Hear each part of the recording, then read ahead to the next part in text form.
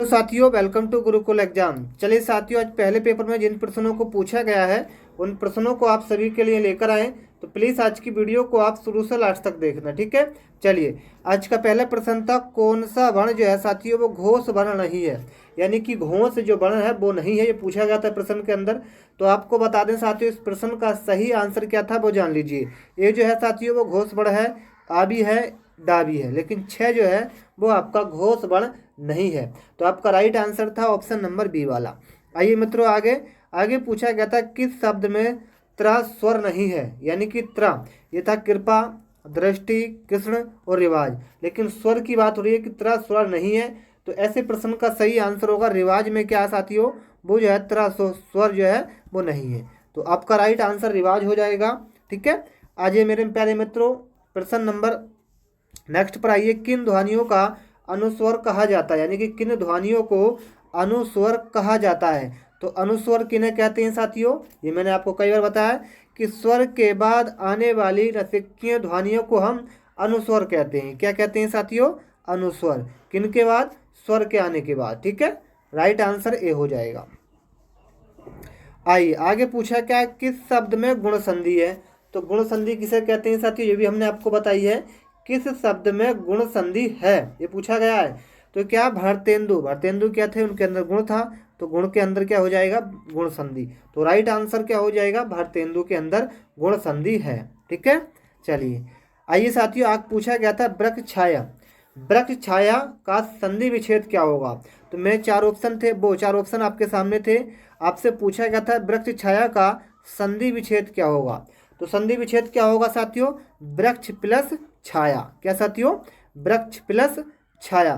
तो right answer D होगा। चलिए आगे पूछा गया श्रमश्रु, ये था साथियों श्रमश्रु शब्द का तद्भव आपसे पूछा गया था।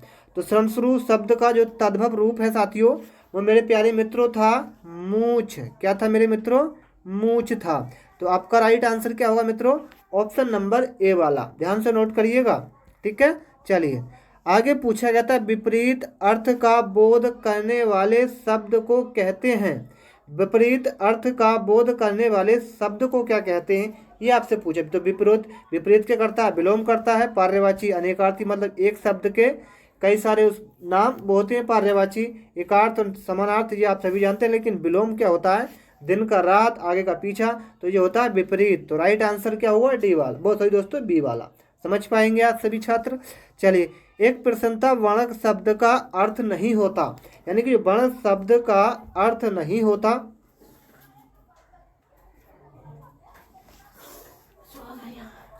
वर्ण शब्द का अर्थ नहीं होता ये पूछा गया था। तो वर्ण शब्द का जो अर्थ नहीं होता है वो आपका होता है आकाश। क्या होता है मित्रों, आकाश। तो राइट आंसर क्या हुआ आपका, आकाश। आगे पूछा गया था कौन सा शब्द कमल का पर्यायवाची नहीं है। तो चार ऑप्शन थे जलज, अंबुज, पंकज, मनसिज। तो ये क्या अंबुज, पंकज, जलज क्या होते हैं साथियों, किसके पर्यायवाची होते हैं, कमल के। लेकिन मनसिज जो होता है वो कमल का पर्यायवाची नहीं होता मित्रों, ठीक है। चलिए एक प्रश्न आपका था जिसका मन व ध्यान दूसरी तरफ हो के लिए एक शब्द क्या होगा। मित्रों ये पूछा गया जिसका मन व ध्यान दूसरी तरफ हो के लिए एक शब्द होगा, ये आपका होगा साथियों अनियम नस्क। क्या साथियों, अनियम नस्क। तो राइट आंसर हो जाएगा आप सभी का डी वाला, ध्यान से नोट करिएगा। आगे आपसे पूछा गया था अभिधा शब्द शक्ति में, अभिधा शब्द शक्ति में क्या करता है, किस चीज को प्रकट करता है। मित्रों ये आपका करता है वचर्थ प्रकट करता है। क्या करता साथियों, वचर्थ प्रकट करता है। तो आपका राइट आंसर क्या हुआ मित्रों, ए वाला, ठीक है। चलिए कोई दिक्कत नहीं है। आगे पूछा गया था भाववाचक संज्ञा के अंतर्गत आते हैं, भाववाचक संज्ञा के अंतर्गत क्या आती हैं, बहुत अच्छा प्रश्न था। तो मेरे प्यारे मित्रों ये था गुण दोष। क्या साथियों, गुण दोष। तो भाववाचक संज्ञा के अंतर्गत क्या आते हैं, गुण दोष आते हैं। आगे आपसे पूछा गया था मदन काली पतलून, मदन काली पतलून पहनकर खेलने गया में विशेषण, यानी कि विशेष क्या है इसके अंदर। तो मदन काली जो है क्या होगा साथियों, विशेष हुआ क्योंकि वो काली थी। चलिए तो इसका राइट आंसर क्या हुआ, काली क्या थी, पतलून थी। तो विशेष क्या हुआ, काली हुआ। चलिए पूछा गया था वहाँ मोहन के कोई नहीं था, वहाँ मोहन के कोई नहीं था, क्या था, अलावा या और या अथवा या तो वहाँ मोहन के अलावा कोई नहीं था, ये इस प्रश्न का सही रूप होगा। तो आप समझ पाए होंगे, इसका आंसर आएगा अलावा। ठीक है, क्या आएगा, अलावा। चलिए, एक प्रश्न था कि हमें सफलता मिलने तक प्रयास करना चाहिए, जब तक आपको सफलता नहीं मिले आपको प्रयास करना चाहिए, मेहनत करनी चाहिए। इस वाक्य में तक क्या है, ये क्या है, हमें सफलता मिलने तक निरंतर, तो ये क्या होता है साथियों, ये होता है समुच्चय बोधक अव्यय, क्रिया विशेषण या संबंध बोधक अव्यय। तो इस प्रश्न का राइट आंसर आपका होगा संबंध बोधक अव्यय। ठीक है, तो आपका राइट आंसर क्या हुआ मित्रों, आपका ऑप्शन नंबर सी वाला। ठीक है, चलिए आगे पूछा गया था को और के लिए किस कारक के चिन्ह हैं, को और के लिए किस कारक के चिन्ह हैं, बहुत अच्छा प्रश्न था। तो इस प्रश्न का राइट आंसर क्या हुआ मित्रों, बिल्कुल करेक्ट आंसर आप सभी का हो जाएगा संप्रदान कारक। क्या साथियों, संप्रदान कारक। तो आपका राइट आंसर क्या हुआ साथियों, ऑप्शन नंबर ए वाला। ठीक है, चलिए आगे पूछा गया था उद्देश्य और विधेय किसका अंग है, उद्देश्य और विधेय किसका अंग है, ये आपसे पूछा गया था। तो रचना का भी नहीं होगा और अर्थ का भी नहीं होगा, शब्द का। तो ये होगा उद्देश्य क्या होता है, वाक्य में होता है। ठीक है, तो आपका राइट आंसर वाक्य हुआ। चलिए, एक प्रश्न था तेंदुलकर ने एक ओवर में 5 छक्के लगाए, इस वाक्य में क्या उद्देश्य है बताइए। तो छक्के हैं, क्या हुआ साथियों, छक्के लगाए थे, ओवर के अंदर 5 लगाए थे। तो इस प्रश्न का राइट आंसर हुआ ओवर, ये क्या इसका उद्देश्य है। ठीक है, एक ओवर में उसने कितने छक्के लगाए, 5 छक्के लगाए। तो राइट आंसर आपका सी हो जाएगा। चलिए, एक प्रश्न आपका था विराम चिन्ह, ये इस चिन्ह को हम क्या कहते हैं, इसको और ऐसे। तो ये क्या हुआ साथियों, ये हुआ आपका अर्धविराम। ठीक है, क्या हुआ, अर्धविराम। तो इस प्रश्न का राइट आंसर क्या हुआ, हम सभी का अर्धविराम। ठीक है, आप समझ पाए होंगे, इस प्रश्न का राइट आंसर आप सभी का हो जाएगा अर्धविराम। ठीक है, चलिए एक प्रश्न था किसी कठिन शब्द को स्पष्ट करने के लिए किस विराम चिन्ह का प्रयोग किया जाता है, किसी कठिन शब्द को स्पष्ट करने के लिए, तो उसको हम कहते हैं कोष्ठक। क्या साथियों, कोष्ठक। ठीक है, तो राइट आंसर क्या हुआ, कोष्ठक। तो ऑप्शन नंबर जो आपका सी था वो आपका सही आंसर था। अवसर का लाभ उठाना के लिए उपयुक्त है, अवसर का लाभ उठाने के लिए उपयुक्त है। तो इस प्रश्न का राइट आंसर क्या हुआ साथियों, बहती गंगा में हाथ धोना। क्या साथियों, बहती गंगा में हाथ धोना।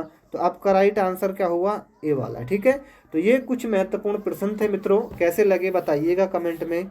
और आप चैनल पर पहली बार आए तो चैनल को आप सब्सक्राइब जरूर कर लेना, साथ में बेल आइकन ऑन कर देना ताकि आपको नेक्स्ट वीडियो का नोटिफिकेशन सबसे पहले मिलता रहे। ठीक है, सभी को जय हिंद, जय भारत। थी तो ये जो साथियों रचयिता है इसके, वो है साथियों, नोट कर लेना सभी छात्र, वो है मुल्ला दाऊद। कौन थे साथियों, मुल्ला दाऊद। तो आपसे कभी एग्जाम में पूछ ले कि चंद्रयान के जो रचयिता थे कौन थे, तो मुल्ला दाऊद। सही आंसर क्या होगा, डी वाला। आगे पूछा गया था द्विवेदी युग नामांकन किसने किया था, यानी कि द्विवेदी युग का नामांकन किया गया था, बताइए किसके नाम पर किया गया था। तो प्यारे मित्रों, ये किया गया था आपके महावीर प्रसाद द्विवेदी के नाम पर। किस पर साथियों, महावीर प्रसाद द्विवेदी के नाम पर। तो आपका राइट आंसर क्या था, ऑप्शन नंबर सी वाला।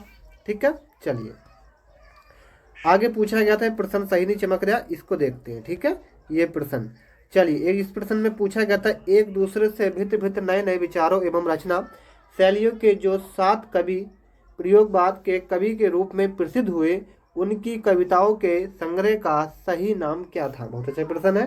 तो वो क्या था साथियों, वो थे तार, मतलब तार शताब्द। क्या साथियों, तार शताब्द। तो आपका राइट आंसर क्या था, ऑप्शन नंबर डी वाला। ठीक है, तार शताब्द। चलिए, ये प्रश्न काफी इंपॉर्टेंट था, बताइएगा। अपने अपने पिंजरे आत्मकथा किसकी है, ये किसने लिखी है। तो अपने अपने पिंजरे जो साथियों आपकी आत्मकथा है, ये लिखी है, नोट करते चलना, मोहनदास नेमिसराय ने। किसने साथियों, मोहनदास नेमिसराय ने। तो आपका राइट आंसर क्या था, ऑप्शन नंबर बी वाला। ठीक है, आइए साथियों ये पूछा गया था। इद्र त्रिवम क्या था साथियों? इद्र त्रिवम रचना किसकी है? तो इद्र त्रिवम रचना किसकी है ये पूछा गया था। तो ये जो रचना है मित्रों, ये है आपकी किसकी है? मैत्री पुष्पा की। किसकी साथियों? मैत्री पुष्पा की। तो आपका राइट आंसर क्या था? मैत्री पुष्पा। ठीक है, चलिए आगे पूछा गया था कौन सा उपन्यास बाल कृष्ण भट्ट का है? कौन सा उपन्यास बाल कृष्ण भट्ट का है ये पूछा गया था। तो कौन सा उपन्यास बाल कृष्ण भट्ट का है? उसका नाम था साथियों सो अजान और एक सुजान। क्या साथियों? सो अजान और एक सुजान। ये किसका है? बाल कृष्ण भट्ट का। ठीक है, तो करेक्ट आंसर ए था आपका। आगे पूछा गया था गोदान उपन्यास की कथा वस्तु की कसावट में कमी आई थी। बताइए साथियों, गोदान उपन्यास आपने सभी ने पढ़ा होगा। गोदान उपन्यास की कथा वस्तु की कसावट में जो कमी आई थी वो आपकी आई थी शहरी ग्रामीण पृष्ठभूमि के दो विस्तृत और लगभग विरोधी वातावरणों को समेट लेना। तो आपका राइट आंसर क्या हो जाएगा? ऑप्शन नंबर बी वाला। ठीक है, आइए साथियों, ये प्रश्न भी काफ़ी इंपोर्टेंट था। कवि केशव दास की कौन सी कृति अपने वर्ण्य विलंब की अपेक्षा छंदों की विविधता में भटक लगती थी? बहुत अच्छा प्रश्न है साथियों। कवि केशव दास की कौन सी कृति अपने वर्ण विषम की अपेक्षा छंदों की विविधता में भटक लगती है? ये बहुत अच्छा प्रश्न था। तो ये प्रश्न का राइट आंसर था रामचंद्रिका। क्या साथियों? रामचंद्रिका। चलिए, बहुत अच्छा प्रश्न था ये साथियों। थोड़ा जो साथियों वो है, इसमें पूछा गया था विभानु भाव्य वे विचारित्यो गद्र सेनपति। ये कुछ वर्ण शब्द जो है साथ थोड़ा कठिन शब्द है, जिसको पढ़ने में थोड़ी कठिनाई हो रही है। लेकिन ये पूछा था इसका सूत्र किसका है? ये सूत्र जो है साथियों स्क्रीन पर आप देख पाएंगे, ये सूत्र कितना बड़ा है। ये पूछा था किसका है। तो चार ऑप्शन थे, एक था भरत मुनि, कुंदक, बमान और क्षेमेंद्र, ये था। तो मैं आपको बता दूं साथियों, ये जो सूत्र था ये था आपका भरत मुनि का। किसका था साथियों? भरत मुनि का। तो आपका राइट आंसर क्या था मित्रों? आपका ऑप्शन नंबर ए बिल्कुल सही आंसर था। आगे आपसे पूछा गया था आदर्श आदर्श हिंदी शिक्षक के लिए आवश्यक है। आदर्श हिंदी शिक्षक के लिए आवश्यक है, ये आपसे पूछा गया था मित्रों। इस प्रश्न का राइट आंसर क्या हो जाएगा? एक तो व्याकरण का ज्ञान, हिंदी साहित्य का ज्ञान, शुद्ध उच्चारण करना। तो आपका राइट आंसर क्या हो जाएगा? डी वाला। ठीक है, तो correct answer option number D आपका बिल्कुल सही आंसर हो जाएगा मित्रों। एक प्रश्न था नाटक शिक्षण की उपयुक्त विधि आपसे पूछी गई थी। नाटक शिक्षण की उपयुक्त आपसे विधि पूछी गई थी मित्रों। तो ये थी आपकी कक्षा अभिनय प्रणाली। क्या साथियों? कक्षा अभिनय प्रणाली। बहुत अच्छा प्रश्न था, ये काफ़ी इंपोर्टेंट प्रश्न था। चलिए, एक प्रश्न था लोक मंगल की भावना के सर्वश्रेष्ठ कवि इनमें से कौन से हैं? लोक मंगल की भावना के सर्वश्रेष्ठ कवि इनमें से कौन से हैं? तो वो हैं साथियों गोस्वामी तुलसीदास। कौन साथियों? गोस्वामी तुलसीदास। एक प्रश्न था दंतव्य वर्ण आपसे पूछा गया था। दंतव्य वर्ण आपसे पूछा गया था। निम्नलिखित में से दंतव्य वर्ण जो आपका था वो था साथियों त्रय। क्या साथियों? त्रय था। ठीक है, चलिए एक पूछा था तत्सम शब्द। तत्सम शब्द क्या होते हैं साथियों? मैं आपको बता दूं, जो संस्कृत भाषा से बदलाव होते हैं, मतलब बदले जाते हैं। जैसे कि जो साथियों हिंदी भाषा से लिए गए शब्द होते हैं वो तद्भव होते हैं। तो यहाँ पर पूछा गया था तत्सम। तो तत्सम क्या होता है साथियों? ऊंट। ठीक है, तत्सम क्या होगा साथियों? ऊंट। आपसे पूछा गया था हिंदी शब्दकोश में पहले आने वाला शब्द कौन सा था? हिंदी शब्दकोश में पहले आने वाला जो शब्द था वो आपसे पूछा गया था। तो वो कौन सा था साथियों? वो था आपका वक्त। क्या साथियों? वक्त। ठीक है, करेक्ट आंसर ए था आपका। ठीक है, चलिए एक मित्र प्रश्न था कि मोक्ष की इच्छा करने वाला वाक्यांश के लिए सही शब्द क्या होगा? यानी कि एक शब्द। तो मोक्ष की इच्छा करने वाले को हम क्या कहेंगे? उसको कहेंगे मुमुक्ष। क्या साथियों? मुमुक्षु। मुमुक्षु। ठीक है, राइट आंसर सी था। चलिए एक प्रश्न आगे था, बहुत अच्छा प्रश्न था। हिंदी शब्दकोश में आ किस वर्ण से पहले आता है? हिंदी शब्दकोश में, ठीक है। तो ये आपका, तो ये तो सभी जानते होंगे, इससे पहले क्या आता है? आ आता है। तो इसके बाद में क्या आता है? ये आता है। तो आपका राइट आंसर क्या था मित्रों? करेक्ट आंसर था ए, ठीक है, ये वाला, ये राइट आंसर था। चलिए, एक प्रश्न काफी उपकार को ना मानने वाला, तो उपकारी हो जाएगा। उपकार को ना मानने वाला क्या होगा साथियों? कृतघ्न। क्या होगा साथियों? उपकार को मानने वाला तो उपकारी हो जाएगा, लेकिन यहाँ पर ना शब्द जोड़ा गया है, तो कृतघ्न आपका राइट आंसर हो जाएगा, यानी कि शत्रु, ठीक है। चलिए, ये प्रश्न था।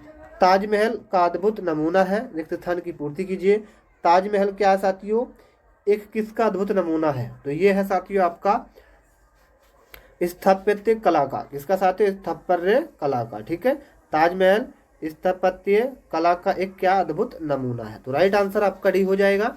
ये तो साथियों कुछ महत्वपूर्ण प्रश्न, कैसे लगे कमेंट में बताइएगा।